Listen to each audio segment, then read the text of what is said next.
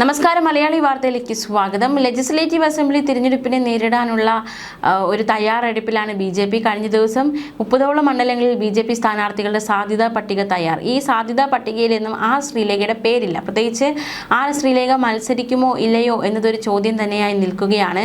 പ്രത്യേകിച്ച് അത്തരത്തിലൊരു സാധ്യത ഉണ്ടായിരുന്നു. പക്ഷേ സാധ്യതാ പട്ടികയിൽ നിന്ന് ശ്രീലേഖയുടെ പേരില്ല എന്നതാണ് ഏറ്റവും ശ്രദ്ധേയം. മാത്രമല്ല ശ്രീലേഖ നേരത്തെ തന്നെ പറഞ്ഞിരുന്നു താൻ നിയമസഭാ തിരഞ്ഞെടുപ്പിലേക്ക് ഇല്ല എന്ന്. അതായത് ഒരു വീഡിയോയിലൂടെയായിരുന്നു ശ്രീലേഖ ഇക്കാര്യം വ്യക്തമാക്കിയത്. താൻ BJPയുടെ തികഞ്ഞ വിശ്വാസിയാണ്. പാർട്ടി കൊണ്ടുവന്ന നയമാണ് ഒരു രാജ്യം ഒരു തിരഞ്ഞെടുപ്പ്. ഒരു വ്യക്തി ഒരു തിരഞ്ഞെടുപ്പിൽ നിന്ന് കഴിഞ്ഞാൽ പിന്നെ 5 വർഷത്തേക്ക് പിന്നീട് മറ്റൊരു തിരഞ്ഞെടുപ്പിൽ നിൽക്കരുത്. കാരണം ഭയങ്കര ചിലവാണ്. ഒരു രാജ്യം ഒരു തിരഞ്ഞെടുപ്പ് എന്നത് നിയമമാകാൻ കാലതാമസം എടുക്കുമെങ്കിലും അത് താത്വികമായി അംഗീകരിച്ച ആളാണ് താൻ. അതുകൊണ്ട് ഒരു തിരഞ്ഞെടുപ്പിൽ ജയിച്ചതുകൊണ്ട് 5 വർഷത്തേക്ക് ഇനി ഒരു തിരഞ്ഞെടുപ്പിൽ തനിക്ക് മത്സരിക്കാൻ താല്പര്യവുമില്ല. അതിനുള്ള ചെലവ് വഹിക്കാനുള്ള കഴിവുമില്ല. അത് പാർട്ടിയെ കൊണ്ട് വഹിപ്പിക്കാൻ താല്പര്യവുമില്ല. അതിനാലാണ് നിയമസഭാ തിരഞ്ഞെടുപ്പിൽ മത്സരിക്കാൻ താൻ ഇല്ലെന്ന് പറഞ്ഞത്. വ്യക്തിപരമായ ചില ആദർശങ്ങളുണ്ട്. അതിൻ്റെ പുറത്താണ് താൻ തീരുമാനങ്ങൾ എടുക്കുന്നത്. അത് പാർട്ടിയുടെ അറിവോടുകൂടെ തന്നെയാണെന്നും ശ്രീലേഖ പറഞ്ഞു. നേരത്തെ വട്ടിയൂർക്കാവ് മണ്ഡലത്തിലേക്ക് ശ്രീലേഖയുടെ പേര് പരിഗണിക്കുന്നതായി വാർത്തകൾ പുറത്തെത്തിയിരുന്നു. വട്ടിയൂർക്കാവ് മണ്ഡലത്തിലാണ് നിലവിൽ ശ്രീലേഖ പ്രതിനിധീകരിക്കുന്ന ശാസ്തമംഗലം വാർഡ് ഉൾപ്പെടുന്നത്. എന്തായാലും നേരത്തെ തന്നെ അറിയിച്ചതാണ് താൻ മത്സരിക്കാനില്ല, മത്സരരംഗത്തില്ല എന്നത്. എന്തായാലും ശ്രീലേഖയുടെ ഇനിയും മണ്ഡലങ്ങളിൽ സാധ്യതാ പട്ടിക തയ്യാറാക്കേണ്ടതായിട്ടുണ്ട്. ശ്രീലേഖ മത്സരിക്കുമോ, ശ്രീലേഖയോട് മത്സരിക്കാൻ പാർട്ടി ആവശ്യപ്പെടുമോ എന്നതും ഒരു ചോദ്യമാണ്. എന്തായാലും മത്സരിക്കാനില്ലെന്ന് നേരത്തെ തന്നെ വ്യക്തമാക്കിയിട്ടുണ്ട് ശ്രീലേഖ. പക്ഷേ പാർട്ടിയുടെ തീരുമാനം എന്താണ് എന്നത് ഏറ്റവും പ്രധാനമാണ്. പ്രത്യേകിച്ച് ഈ ഒരു തിരഞ്ഞെടുപ്പിൽ, തദ്ദേശ തിരഞ്ഞെടുപ്പിൽ വിജയിച്ച വ്യക്തിയാണ്. ജനപിന്തുണയുണ്ട്, ജനത്തിൻ്റെ പ്രീതിയുണ്ട്.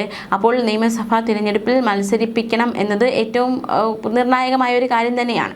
അപ്പോൾ എന്തായിരിക്കും പാർട്ടിയുടെ തീരുമാനം?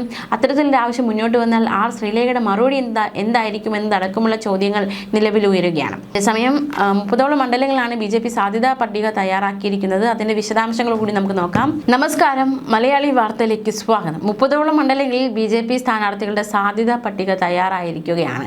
പ്രധാന നേതാക്കളെ ഉൾപ്പെടുത്തിയുള്ള പട്ടിക കഴിഞ്ഞ ദിവസം തിരുവനന്തപുരത്ത് ചേർന്ന തിരഞ്ഞെടുപ്പ് സമിതി ചർച്ച ചെയ്തിരുന്നു. സംസ്ഥാന പ്രസിഡന്റ് രാജീവ് ചന്ദ്രശേഖർ തിരുവനന്തപുരത്തും നേമത്തുമാകും മത്സരിക്കുക. മാത്രമല്ല പാലക്കാട് ഏവരും ഉറ്റുനോക്കുന്നുണ്ട്. നമുക്കറിയാം പാലക്കാട് ഉറ്റുനോക്കാൻ കാരണങ്ങളുണ്ട്. അപ്പോൾ അവിടെ ശോഭാ സുരേന്ദ്രൻ മത്സരിക്കുമെന്ന് വിവരം വന്നിരുന്നു. പിന്നാലെ പാലക്കാട് തന്നെ പ്രശാന്ത് ശിവൻ മത്സരിക്കാനും സാധ്യതയുണ്ട് എന്ന വിവരങ്ങളും പുറത്തു വരികയാണ്. പ്രത്യേകിച്ച് 5 മണ്ഡലങ്ങളിലേക്കാണ് ജനറൽ സെക്രട്ടറി ശോഭാ സുരേന്ദ്രൻ്റെ പേര് ഉയർന്നത്. തിരുവനന്തപുരം വട്ടിയൂർക്കാവിൽ K മുരളീധരനാണ് UDF സ്ഥാനാർത്ഥിയെങ്കിൽ സഹോദരി പത്മജ വേണുഗോപാലിനെ രംഗത്തിറക്കിയേക്കാനാണ് സാധ്യത. 90 സീറ്റിൽ BJPയും 50 BDJS ഉൾപ്പെടെയുള്ള ഘടകകക്ഷികളും മത്സരിക്കും. കഴക്കൂട്ടത്ത് V മുരളീധരനും, കാട്ടാക്കടയിൽ PK കൃഷ്ണദാസും, മഞ്ചേശ്വരത്ത് K സുരേന്ദ്രനും, ആറന്മുളയിൽ കുമ്മനം രാജശേഖരനും മത്സരിക്കും. Chathannoor BB Gopakumar, Karunagappally Jithin Dev, Thiruvalla Anoop Antony, Malampuzha C Krishnakumar, Kodungallur B Gopalakrishnan, Kozhikode north Navya Haridas, Pala Shone George, Thiruvananthapuram Karamana Jayan എന്നിവർ സ്ഥാനാർത്ഥികളാകാനാണ് സാധ്യത. തർക്കങ്ങളോ ഒന്നിലധികം പേരുകളോ ഉയരാത്ത മണ്ഡലങ്ങളാണ് സാധ്യതാ പട്ടിക തയ്യാറായത്. കേന്ദ്ര പാർലമെന്ററി ബോർഡ് പട്ടിക പരിഗണിക്കും. പാലക്കാട്, വട്ടിയൂർക്കാവ്, ഹരിപ്പാട്, കായംകുളം, അരൂർ എന്നിവിടങ്ങളാണ് ശോഭയുടെ പേര് ഉയർന്നത്. ഇതിൽ ഹരിപ്പാട് അവരെ മാത്രമേ പരിഗണിച്ചിട്ടുള്ളൂ. വട്ടിയൂർക്കാവിൽ മത്സരിക്കണമെന്ന് ശോഭയ്ക്ക് താല്പര്യമുണ്ടെങ്കിലും ശ്രീലേഖയുടെ നിലപാട് കൂടി പരിഗണിക്കേണ്ടതായിട്ടുണ്ട്. ഇവിടെ പത്മജയ്ക്കൊപ്പം നടൻ കൃഷ്ണകുമാറും പട്ടികയിലുണ്ട്. ആറ്റിങ്ങലിൽ 2 പേരാണ് പരിഗണനയിൽ. P Sudheer, Thiruvananthapuram deputy mayor GS Ashanath. ഒല്ലൂരിൽ ജേക്കബ് തോമസ് മത്സരിക്കും. കൊട്ടാരക്കരയിൽ കഴിഞ്ഞ തവണ KN ബാലഗോപാലിനെതിരെ മത്സരിച്ച് കോൺഗ്രസിലെ രശ്മിയെ സ്ഥാനാർത്ഥിയാക്കുമെന്ന് BJP സ്ഥിരീകരിച്ചിട്ടില്ല.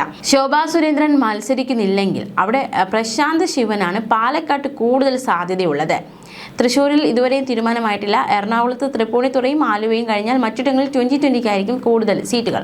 അപ്പോൾ എന്തായാലും നോക്കുന്നത് നമ്മൾ പാലക്കാടാണ്. പാലക്കാട് ആര് മത്സരിക്കും? BJPക്ക് വേണ്ടി ആര് മത്സരിക്കും? പ്രത്യേകിച്ച് അവിടെ അറിയാം കോൺഗ്രസ് MLA രാഹുൽ മാങ്കൂട്ടത്തിൻ്റെ താവളമാണ്. അദ്ദേഹം നമുക്കറിയാവുന്നതുപോലെ തന്നെ പ്രശ്നങ്ങൾ അകപ്പെട്ടു.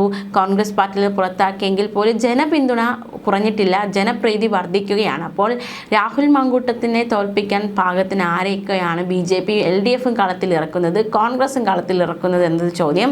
രാഹുൽ മാങ്കൂട്ടത്തിൽ സ്വതന്ത്ര സ്ഥാനാർത്ഥിയായി മത്സരിക്കുമോ എന്നതും ഒരു ചോദ്യം തന്നെയാണ്. അപ്പോൾ രാഹുൽ മാങ്കൂട്ടത്തിനെതിരെ പ്രശാന്ത് ശിവനെയാണോ പാലക്കാട്ടേക്ക് BJP ഇറക്കാൻ പോകുന്നത് എന്നതും ചോദ്യം തന്നെയാണ്. പ്രശാന്ത് ശിവൻ നമുക്കറിയാം ഒരുപാട് രാഷ്ട്രീയ നിലപാടുകളൊക്കെ സ്വീകരിച്ച് ഇപ്പോൾ രാഷ്ട്രീയത്തിലൊക്കെ തെളിഞ്ഞു നിൽക്കുന്ന വ്യക്തിയാണ്. രാഹുലിനെ തോൽപ്പിക്കാൻ പ്രശാന്ത് ശിവനാകുമോ എന്നതാണ് ചോദ്യം. പ്രശാന്ത് ശിവൻ നടത്തിയ ചില രാഷ്ട്രീയ പ്രസ്താവനകൾ, പ്രതികരണമൊക്കെ നമുക്ക് നോക്കാം. ഷാഫി പറമ്പിലെ രാഹുൽ മാങ്കൂട്ടത്തിലെ ഒഴിവാക്കി കോൺഗ്രസ് പാർട്ടിക്ക് മുന്നോട്ട് പോകാൻ സാധിക്കില്ല എന്ന് വ്യക്തമായതായിട്ട് ഈയിടയ്ക്ക് BJP പാലക്കാട് ജില്ലാ പ്രസിഡന്റ് പ്രശാന്ത് ശിവൻ വിമർശിച്ചിരുന്നു.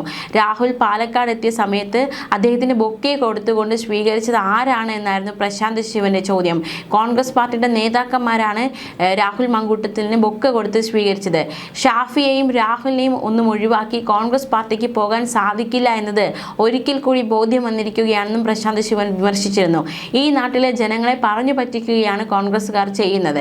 ഒരു വശത്ത് രാഹുലിനെ പുറത്താക്കിയെന്ന് പറയുന്നു, അതേസമയത്ത് കോൺഗ്രസിന്റെ പ്രവർത്തകന്മാർ ഒക്കെ തന്നെ രാഹുലിനെ സ്വീകരിക്കുന്ന കാഴ്ചയും കാണുന്നുവെന്നും പ്രശാന്ത് ശിവൻ പറഞ്ഞു. രാഹുൽ MLA സ്ഥാനം രാജിവെക്കുന്നതുവരെ BJP പ്രതിഷേധിക്കുമെന്നും ഒളിവിൽ കഴിയുന്നതിന് ഉൾപ്പെടെ കോൺഗ്രസിന് ഒത്താശ ഉണ്ടായിട്ടുണ്ടോ എന്നതടക്കമുള്ള വിമർശനം പ്രശാന്ത് ശിവന്റെ ഭാഗത്തു നിന്നുണ്ടായിട്ടുണ്ട്. കോൺഗ്രസിലെ നേതാക്കന്മാർ തന്നെയാണ് അദ്ദേഹത്തിനോടൊപ്പമുള്ളത്. പാർട്ടിയിൽ നിന്ന് പുറത്താക്കിയെന്ന് പറഞ്ഞ് കേരളത്തിലെ ജനങ്ങളെ വിഡ്ഢികളാക്കുന്ന സമീപനമാണ് കോൺഗ്രസ് സ്വീകരിച്ചത്. മുൻകൂർ ജാമ്യാപേക്ഷയിൽ അറസ്റ്റ് ചെയ്യുന്നത് തടഞ്ഞുകൊണ്ടുള്ള വിധി വരുന്നതിന് തൊട്ടു മുൻപ് കേരള പോലീസിന്റെ കയ്യെത്തും ദൂരത്ത് രാഹുൽ ഉണ്ടായിട്ട് അറസ്റ്റ് ചെയ്തില്ല. സംസ്ഥാന സർക്കാരും കോൺഗ്രസും രാഹുൽ മാങ്കൂട്ടും തമ്മിലുണ്ടാക്കിയ ഡീലിന്റെ ഭാഗമായിട്ടാണ് അറസ്റ്റ് ചെയ്യാതെ വൈകിപ്പിച്ചത്. രാഹുൽ ഒളിവിലുള്ള സ്ഥലമെന്നും പോലീസിന് അറിയാഞ്ഞിട്ടല്ല എന്നും പ്രശാന്ത് ശിവൻ പറഞ്ഞു.